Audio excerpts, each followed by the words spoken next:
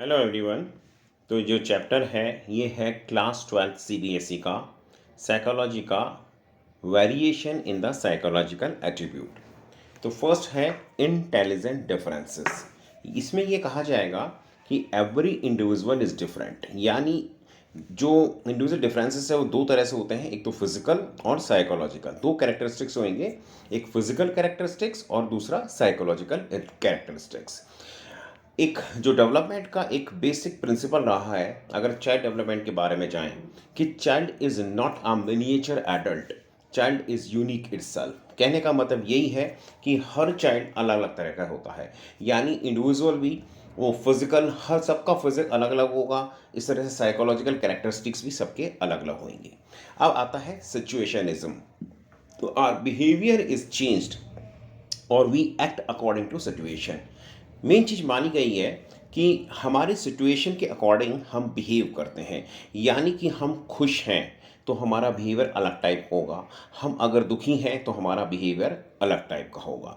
यानी हमको भूख लग रही है और कहीं से दाल छौंकने की खुशबू आ रही है तो हमारे को अच्छा लगेगा, यानी बिहेवियर अलग टाइप का हो जाएगा। और हमारा पेट फुल भरा हुआ है और कहीं से दाल छौंकने की खुशबू आ रही है तो हमें अच्छा नहीं लगेगा। सेकंड है असेसमेंट ऑफ एन इंडिविजुअल। तो जो असेसमेंट है वो हमेशा से ही स्टैंडर्डाइज्ड एंड ऑब्जेक्टिव टाइप का होता है, यानी it has two principles to record the initial status and the progress, कि क्या उसका इनिशियल स्टेटस रहा। मतलब अगर अपन सपोज को असेसमेंट पे जा रहे हैं तो एक तरह से एंटीसीडेंट्स क्या रहे, फिर बिहेवियर क्या हुआ, या उसका कॉन्सिक्वेंसेस क्या आया। तो यानी असेसमेंट जो बेस्ड होगा, यानी कि उसका इनिशियल स्टेटस क्या रहा और उसकी क्या प्रोग्रेस रही, इस तरह से, यानी एंटीसीडेंट्स, बिहेवियर, कॉन्सिक्वेंसेस। तो डेफिनेशन जो है वो है असेसमेंट की कि forming impression and making judgement about others. Next है स्टैंडर्डाइज्ड मीन्स। मतलब स्टैंडर्डाइज का मतलब क्या है? The follow norms mean the means the standard are set for everyone, यानी जो चीज़ सभी के लिए एक जैसी होगी, द स्टैंडर्ड है वो स्टैंडर्डाइज मीन्स हो जाएगा। और ऑब्जेक्टिव मीन्स जो कि सेम फॉर एवरीवन है, यानी कि हर के लिए कोई स्टैंडर्डाइज का मतलब ये होगा कि हर किसी के लिए कोई स्टैंडर्ड जो है वो एक सेट किया गया है। लेकिन ऑब्जेक्टिव का मतलब जो कि सभी के लिए सेम फॉर एवरीवन होगा। अब होता क्या है, ये दो तरह के रहते हैं, एक फॉर्मल है, एक है इनफॉर्मल। अब आता है कि मेथड्स ऑफ असेसमेंट क्या है। तो मेथड्स ऑफ असेसमेंट हाँ इस तरह से होते हैं। फर्स्ट है observation. The major part of assessment is observation. A person is observed by the psychologist for the assessment in the following ways: posture के फॉर्म में, behavior, gait, attitude, expression of the emotion, concentration, attention। यानी जो psychologist है वो observe कर रहा है कोई पर्टिकुलर जिस भी जो भी इंडिविजुअल है उसको ऑब्जर्व कर रहा है ओवरऑल, उसके इमोशंस क्या आ रहे हैं, उसकी पर्सनालिटी किस तरह से है, वो किस तरह से बिहेव कर रहा है, उसके जो जो हाथ पैर का मूवमेंट कैसा रह रहा है, ये सब चीज़ें। नेक्स्ट आता है interview. A person is assessed by taking a interview. It can be individual और ग्रुप डिस्कशन, यानी जिसका भी टेस्ट करना है तो उसको इंटरव्यू बेस्ड होगा, यानी उसका इंटरव्यू लिया जाएगा, या तो इंडिविजुअली ले लो या फिर ग्रुप डिस्कशन के फॉर्म में ले लो। यानी बहुत सारे जनों को बैठा दिया और एक तरह से डिबेट फॉर्म के अंदर की एक टॉपिक दे दिया, उसमें अलग अलग जने अलग अलग बोल रहे हैं, तो उसको साइकोलॉजिस्ट जो है वो चेक कर रहा है कि किस मतलब उसको मतलब उसका इंटरव्यू वेस्ट मतलब ग्रुप डिस्कशन के अकॉर्डिंग उसको चेक कर रहा है। नेक्स्ट है psychological testing. A person can be assessed by various psychological testing like, यानी अलग अलग टेस्टिंग, साइकोलॉजिकल टेस्टिंग के द्वारा इसको असेस किया जा सकता है। जैसे बहुत सारे साइकोलॉजिकल टेस्ट अवेलेबल हैं, जैसे GDS, SFB, VSMS, BKT यानी बिने कामत टेस्ट, DST, मिसिक। नेक्स्ट है केस स्टडी। केस स्टडी में आता है by taking the case detail, means collecting the information bye an individual by asking questions about him. यानी कोई व्यक्ति आपके सामने बैठा है, उसके बारे में टोटल आप सारा पूछ रहे हो, कि वो कैसा है, वो कहाँ रहता है, क्या क्या करता है, किन लोगों के बीच में मिलना जुलना है उसका, कहाँ आता जाता है, क्या उसका स्टडीज़ हुई है, कैसे उसका ओवरऑल मतलब जो भी चीज़ है उसके बारे में हम केस हिस्ट्री उसकी इकट्ठी करते हैं। नेक्स्ट है सेल्फ रिपोर्ट। सेल्फ रिपोर्ट का मतलब ये होता है कि जैसे मैं आपको ये कह दूँ कि एक मैं फॉर्म दे दूँ, एक पेपर दे दूँ कि आप अपने बारे में लिख दो, यानी या फिर मैं क्वेश्चनियर या तैयार करके दे दूँ, उसका आंसर आपने भर दिया या अपने बारे में, या फिर अपने आप से आपने कुछ लिख के दे दिया, दैट इज सेल्फ रिपोर्ट। अब आता है domains of the psychological attributes. तो इसमें जो साइकोलॉजिकल एट्रीब्यूट्स होते हैं, it can be found out by the assessment. जैसे क्या क्या असेसमेंट करेंगे, मतलब जो असेसमेंट है उनमें कौन कौन से एट्रीब्यूट्स होते हैं साइकोलॉजिकल जिनको हम फाइंड आउट करते हैं। तो फर्स्ट है पर्सनैलिटी।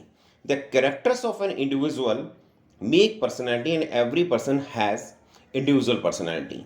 यानी जो एक तरह से देख रहे हैं हम, हर व्यक्ति की जो पर्सनैलिटी के बारे में फाइंड आउट कर रहे हैं, आपको मालूम होना चाहिए हर आदमी की अलग अलग पर्सनैलिटी होती है।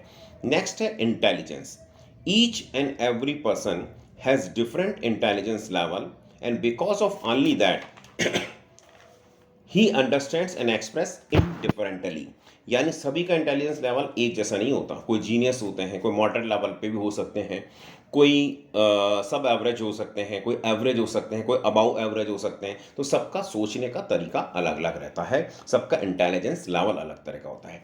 नेक्स्ट है interest. We keep our perform preferences in this title.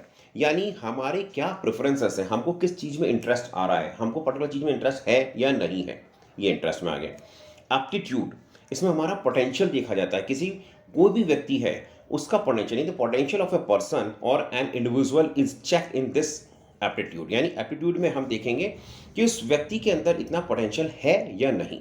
Next है वैल्यूज। तो moral and ethics of an individual is considered in the values. Values में देखते हैं किसी पर्टिकुलर व्यक्ति के क्या एथिक्स हैं, क्या उसका मॉरल है।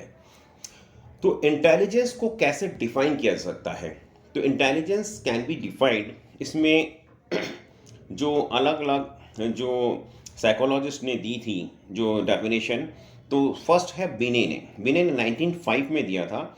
According to him it is defined in the terms of judgement, practical sense, initiative and the adaptability. Wechsler ने 1958 में कहा कि it is a global capacity of individual to act purposefully.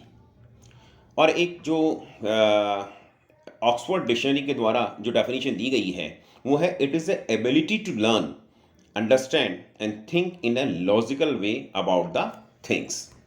Next आता है थ्योरीज ऑफ इंटेलिजेंस। जो theories of intelligence है वो उनको दो कैटेगरी के हिसाब से वो बेस्ड हैं। फर्स्ट है साइकोमेट्रिक अप्रोच, दूसरी है इंफॉर्मेशन प्रोसेसिंग अप्रोच। जो साइकोमेट्रिक अप्रोच है ये फोकस करता है स्ट्रक्चर ऑफ द इंटेलिजेंस पे, और जो इंफॉर्मेशन प्रोसेसिंग अप्रोच है वो फोकस करता है फंक्शंस ऑफ इंटेलिजेंस पे। अगर हम बात करते हैं साइकोमेट्रिक अप्रोच के बारे में, तो इसमें बताया गया है कि देयर आर 5 थ्योरीज। सबसे पहली थ्योरीज है वन और unifactor theory. According to that it was given by the Binet, and according to him we all of similar set of abilities to solve are all the problems। यानी हम में सब में ही एक तरह की एक सिमिलर सेट ऑफ एबिलिटीज़ होती है किसी भी प्रॉब्लम को सॉल्व करने की। टू फैक्टर इंटेलिजेंस थ्योरी जो थी, it was given by the Charles Spearman 1927 में, and according to him we have two factors. हमारे अंदर दो फैक्टर है, एक तो जी फैक्टर है जिसको हम जनरल फैक्टर कहते हैं, दूसरा S factor, that is also called specific factors. General factor जो होगा वो सेम होगा सभी इंडिविजुअल में, जो बेसिक फैक्टर है सब में एक जैसा ही रहेगा। और स्पेशल फैक्टर जो हमको किसी पर्टिकुलर इंडिविजुअल से डिफरेंट करता है, यानी वो फैक्टर जो कि हर इंडिविजुअल में नहीं होता, कुछ इंडिविजुअल में होगा, और जिन इंडिविजुअल में होगा वो इस पर्टिकुलर जैसे जो जनरल फैक्टर है उससे हमारे को अलग से मतलब स्पेसिफाई करेगा। जैसे कि हो सकता है कि मैं और मेरा फ्रेंड दोनों अच्छा पढ़ाई करते हों, लेकिन मैं अच्छा खेलता हूँ, मेरा फ्रेंड अच्छा नहीं खेलता हो, वो अच्छा डांस करता हो। नेक्स्ट है हायरार्कियल मॉडल ऑफ इंटेलिजेंस। इसमें दो तरह के लेवल समझाए गए हैं, लेवल 1 एंड लेवल 2। लेवल 1 मतलब associate learning, level 2 means cognitive competence. यानी एसोसिएट लर्निंग का मतलब यह है कि रूट मेमोरी, यानी किसी व्यक्ति को कुछ बताया गया, यानी तो एक तरह से उसने रट लिया। लेकिन लेवल 2 इसमें मतलब कॉग्निटिव कॉम्पिटेंस, उसने याद किया, उसको समझा, उसको फिर उसने एलाबोरेट किया, यानी उसको पूरी तरह से समझ रहा है, याद कर रहा है, समझ रहा है, उसको फिर एलाबोरेट कर रहा है। जबकि रोड मेमोरी के अंदर वो सीधा उसको रट रहा है। नेक्स्ट आता है theory of the mental abilities. इसमें जो है 7 टाइप की एबिलिटीज को बताया गया है जो हमारे अंदर होती हैं according to this theory. N for numerical, S for special, V for verbal, I for inductive reasoning, P for perceptual, M for memory and W for word fluency. Next है structure of the intellect model. जो intellect model है ये है based on the content operation in the products, यानी COP, यानी क्या content है, क्या उसका ऑपरेशन है और फिर क्या प्रोडक्ट फाइंड आउट हो निकल के आ रहा है। तो इसके अंदर देखा गया है कि हमारी जो इन्फॉर्मेशन होती है ना वो 180 तरह से वेज के अंदर सोची जाती है, यानी प्रोसेस करती है। तो इसी तरह से इसलिए कंटेंट का जो फॉर्मूला एक तरह से हम समझने के हिसाब से निकालते हैं COP 566, यानी 5 into 6 into 6 it will come 180। यानी हमारे जो सेंस ऑर्गन्स है, C कंटेंट मतलब सेंस ऑर्गन्स, यानी हमारे 5 सेंस ऑर्गन्स हो गए। फिर हमारा ऑपरेशन होगा जो 6 टाइप्स का ऑपरेशन होगा, और जो प्रोडक्ट्स निकलेंगे वो 6 टाइप के प्रोडक्ट्स उसमें निकलेंगे। नेक्स्ट आता है इंफॉर्मेशन प्रोसेसिंग थ्योरी। इंफॉर्मेशन यानी कि जो बेस्ड है इंफॉर्मेशन प्रोसेसिंग थ्योरी के ऊपर, उसमें फर्स्ट है theory of multiple intelligence. Multiple intelligence कहता है कि 8 टाइप ऑफ इंटेलिजेंस जो एक्सप्लेन किए गए इस थ्योरी के अंदर, और it was explained by the Howard Gardner, and according to him each person has different ways of learning and the different intelligence. Next है triarchic theory of intelligence.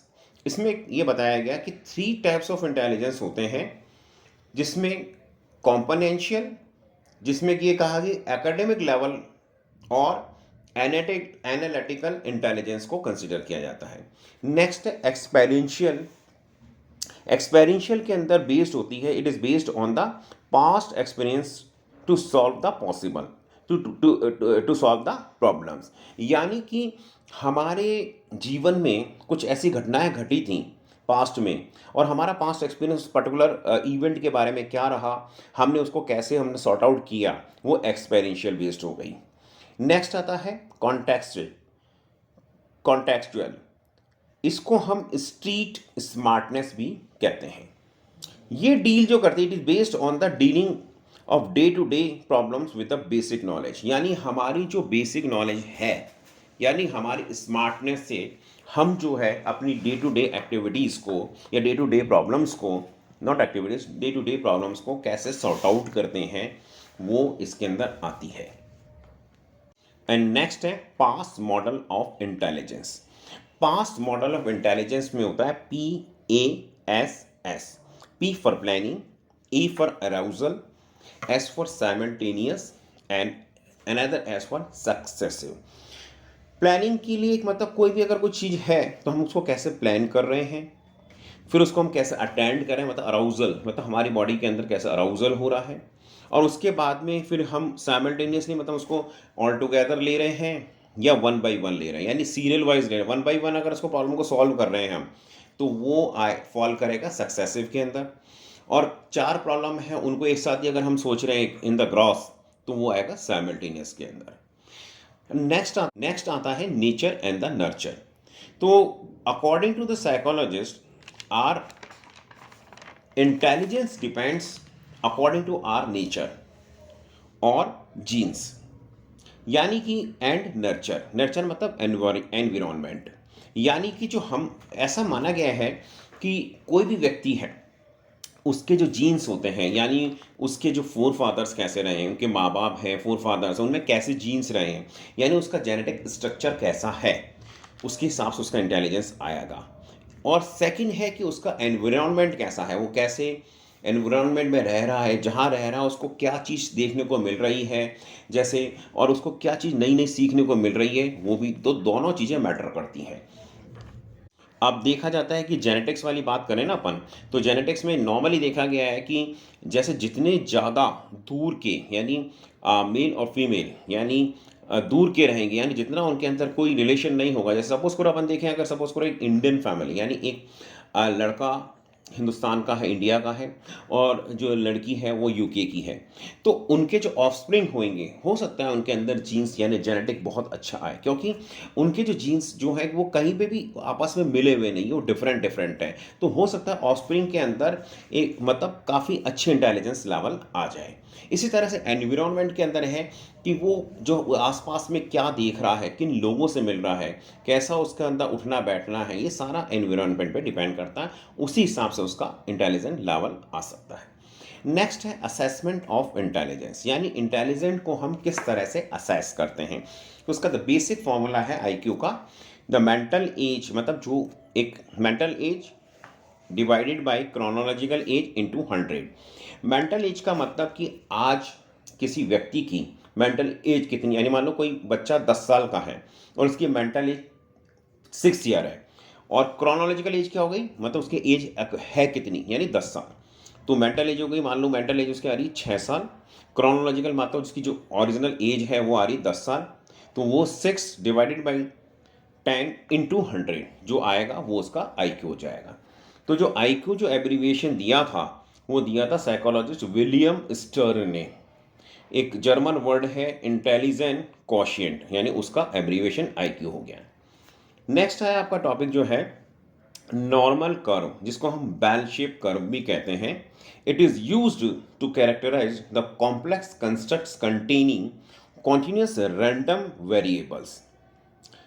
Many phenomena which are observed in the nature have been found to follow a normal distribution, and few human attributes like weight, height, and intelligence can be normally distributed. So it is a procedure to find out the average IQ of our total population. कहने का मतलब है कि हमारी total जो population है उसका IQ क्या होगा, वो नॉर्मल कर्व या बेल शेप कर्व से निकाला जा सकता है, या उसको हम बेल शेप कर्व कह सकते हैं। द नेक्स्ट है intellectual deficiency. If the IQ of an individual are below the average level, they are considered the intellectual deficient persons, like जिसमें आएगा जैसे माइल्ड है, मॉडरेट है, सीवियर है, प्रोफाउंड है। These level are classified according to the WHO and the DSM. They have 3 features: significantly sub-average general intellectual functioning, deficit in the adaptive behavior, and developmental period. यहाँ developmental period से मतलब ये है जब वो छोटे होते हैं तभी से उनके अंदर डेवलपमेंट कम होता है, यानी इंटेलिजेंट का जो है लेवल वो कम रहता है। इट वॉज फर्स्ट, अच्छा इसको डिफाइन कैसे किया गया था, it was first defined by Grossman in 1984। Later it was defined by AAMR, which is now known as AAIDD. Now the next topic is the gifted child or the intellectual giftedness. They have, मैं जो आपको समझाना चाहूँगा gifted child कौन से होते हैं, जिनके अंदर बहुत ज़्यादा जो इंटेलिजेंट होते हैं, यानी जिनके अंदर ये ऐसा माना गया है कि ये हर काम को बहुत परफेक्टली और जल्दी जल्दी कर लेते हैं। तो इनके अंदर 3 चीज़ें बहुत ज़्यादा कॉमन रहती हैं: हाई क्रिएटिविटी, हाई कमिटमेंट और हाई एबिलिटी, यानी एबिलिटी भी होगी, क्रिएटिविटी भी होगी, कमिटमेंट भी होगा। नेक्स्ट आता है टाइप्स ऑफ इंटेलिजेंस टेस्ट। कितने तरह के इंटेलिजेंस टेस्ट होते हैं? तो इंटेलिजेंस टेस्ट जो होते हैं ना, वो होते हैं किस चीज़ बेस्ड होते हैं, जैसे इंडिविजुअल टेस्ट हो सकते हैं और ग्रुप टेस्ट भी हो सकते हैं। परफॉर्मेंस टेस्ट हो सकते हैं जैसे वर्बल और non verbal, power and the speed test, cultural fair and the cultural biased test. तो जो परफॉर्मेंस टेस्ट होता है ना, उसमें इंडिविजुअल की परफॉर्मेंस को चेक किया जाता है। पावर के अंदर उसकी स्किल टेस्ट की जा skill is tested without the time limit, यानी उसमें टाइम लिमिट कुछ भी नहीं है, उसकी स्किल को टेस्ट किया जा रहा है। और नेक्स्ट आता है स्पीड टेस्ट। स्पीड टेस्ट में स्किल टेस्ट की जाती है विद स्पीड और उसके अंदर टाइम लिमिट भी होती है। अब आता है कल्चरल फेयर टेस्ट। तो cultural fair test are those which are equally for all the cultural groups, मतलब ऐसा माना गया है कि सारे कल्चरल ग्रुप्स में इक्वली होता है। और cultural based test which are judging phenomena by standard inherent to one's own culture. Example BKT। जैसे मैं बताऊँ आपको, एक जो टेस्ट है वो कल्चर के हिसाब से यहाँ पे लिया गया, उसको अडेप्ट किया गया, उसको कहते हैं BKT यानी बिने कामत टेस्ट। जैसे कुछ टेस्ट हैं, हम ये क्या मैंने कहते हैं कल्चरल बेस्ड में क्या हो, जैसे कल्चरल बायस्ड है। अब हो सकता है कि एक क्वेश्चन आया कि बच्चा, कोई भी बच्चा चावल कैसे खा रहा है, हाथ में कैसे पकड़ रहा है। अब बच्चा चावल कैसे खा रहा है, तो हो सकता है किसी किसी कल्चर के अंदर चावल खाते ही नहीं हो, तो वो क्वेश्चन वहाँ पे मैच नहीं हो रहा। इसीलिए इसको इसको कल्चरल बायस टेस्ट कहते हैं, मतलब अकॉर्डिंग टू कल्चर उसको चेंज किया जाएगा, क्वेश्चन उसके अंदर चेंज किया जाएगा, वो डिफरेंट डिफरेंट होंगे कल्चर के हिसाब से। नेक्स्ट है cultural and the intelligence how, यानी how the intelligence based on the culture, यानी कल्चर और इंटेलिजेंस आपस में किस तरह से जो है बेस करते हैं। तो उसमें दो तरह से देखा गया है, एक तो टेक्नोलॉजिकल इंटेलिजेंस है और एक है इंटीग्रल इंटेलिजेंस। जो टेक्नोलॉजिकल इंटेलिजेंस है, it is based on the western culture. In this people usually focus on the performance, speed and the achievement. अगर अपन इंटीग्रल इंटेलिजेंस की बात करते हैं तो it is based on the Indian culture and they usually focus on the cognitive capacity, emotional competence and the social competence. अब cognitive में क्या होगा, अंडरस्टैंडिंग आएगा, प्रॉब्लम सॉल्विंग आएगा। इमोशनल में क्या आएगा, पोलाइटनेस आएगी, सेल्फ मॉनिटर आएगा। एंड सोशल कॉम्पिटेंस में क्या आएगा, इसमें आएगा हेल्प, रेस्पेक्ट। तो नेक्स्ट है emotional intelligence, that is also called EQ। The abbreviation of the emotional intelligence is EQ। It is the ability to understand, use our own emotions in positive ways to relieve stress. Next है creativity and intelligence. Creativity और intelligence का यह माना गया है कि ये इनका आपस में कोई ना कोई तो कनेक्शन है। ऐसा माना जाता है कि जो इंटेलिजेंट व्यक्ति होगा वो क्रिएटिव भी हो सकता है, लेकिन जो क्रिएटिव होगा वो तो हमेशा इंटेलिजेंट होगा ही होगा। अगर इलस्ट्रेशन में समझें हम, तो an intelligent person can open the door if some tools are provided to him, but creative person can open the door if tools are not provided by using other means. Next है creative test